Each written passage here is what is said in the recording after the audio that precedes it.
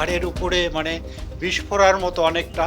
এটা না দিয়ে পারছি না আমরা কোনো অনুষ্ঠানে কোনো প্রিয়জনকে দেওয়ার জন্য যে আমরা একটা জিনিস উপহার দেব, সেটা এখন আমরা না দিয়েও পারছি না, আবার সেখান থেকে উদ্ধারও হতে পারতেছি না। এই রকম একটা অবস্থার মধ্যে আছি। এখন যারা নীতি নির্ধারক, যারা এগুলো নিয়ে মানে ঊর্ধ্বতন পর্যায়ে কাজ করেন, এটা তারা ভালো বোঝেন। আমরা চুনোপুটি, আমরা এটা কিছু বুঝি না, আমরা বাধ্য আর কি। কিনতে এসছি, কিনতে হবে এই। এখন যেখান থেকেই পারি আমাদেরকে সংগ্রহ করে এই মান সম্মান রক্ষা করতে হচ্ছে। আন্তর্জাতিক যে প্রভাব আমাদের সব কিছুতেই পড়ছে, নিত্যপণ্যেও পড়ছে, সব কিছুতেই পড়ছে, এখানেও হয়তো সেটাই হচ্ছে আর কি।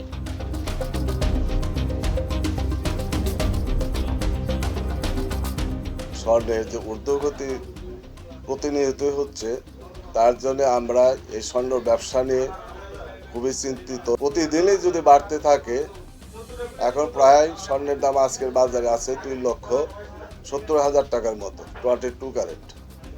তাহলে প্রায় 3 লক্ষ টাকা ভ্যাট মজুরি সহকারে প্রায় 3.5 লাখ টাকার মতো উপরে পড়ে যায়। এবং এই ঊর্ধ্বগতির কারণে আমাদের এই স্বর্ণ ব্যবসাটা এই বিএসসিজের হওয়া সত্ত্বেও বেচা কেনার সময় এখন আমাদের, তারপরে এই স্বর্ণের ব্যবসায় বেচা কেনার প্রচুর ধস নামছে। এতে আমরা অত্যন্ত চিন্তিত। আমাদের ক্যাপিটাল নিয়ে আমরা এখন শুধু পাহারা দিতেছি স্বর্ণটা। ইতিমধ্যেই অনেক ছোটোখাটো দোকান সম্ভবত উঠে গেছে, এবং ভবিষ্যতেও যদি এরকম থাকে এই স্বর্ণের ঊর্ধ্বগতির কারণে, তাহলে আমাদের ব্যবসাটা একদম মোটামুটি বলতে গেলে ধ্বংসের দিকে চলে যাবে।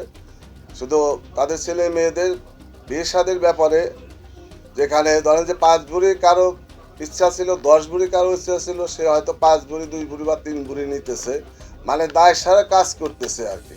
অবশ্যই সিন্ডিকেট থাকতে পারে, সিন্ডিকেট না হলে তাহলে আমাদের এই স্বর্ণ 1 বছর প্রায় 1 লক্ষ টাকার উপরে বেড়ে গেছে। এটা একটা মানে আশ্চর্য ব্যাপার লাগে আমাদের কাছে। আমরা যেই ব্যবসা করি, আমাদের কাছে এটা একটা অদ্ভুত ব্যাপার লাগে।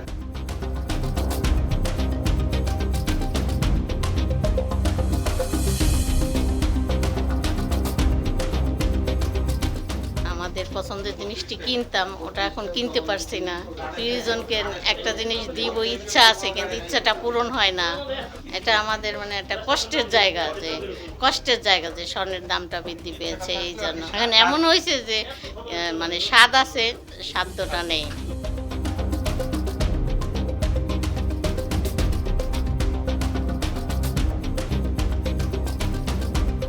বাজার মূল্য তো সবাই জানে যে এটা চরম ঊর্ধ্বগতি। আমার মতে এটার এত বেশি ঊর্ধ্বগতি হওয়াটা উচিত ছিল না, কারণ সৌজন্যতার জিনিসগুলো, শৌখিনের জিনিসগুলো যে এত চরম আকারে যাবে, এটা আসলে একটা বৈশ্বিক বিপর্যয় বলি আমি। স্বর্ণের দাম ঊর্ধ্বগতি, এটা আমি বৈশ্বিক বিপর্যয় হিসেবেই দেখছি।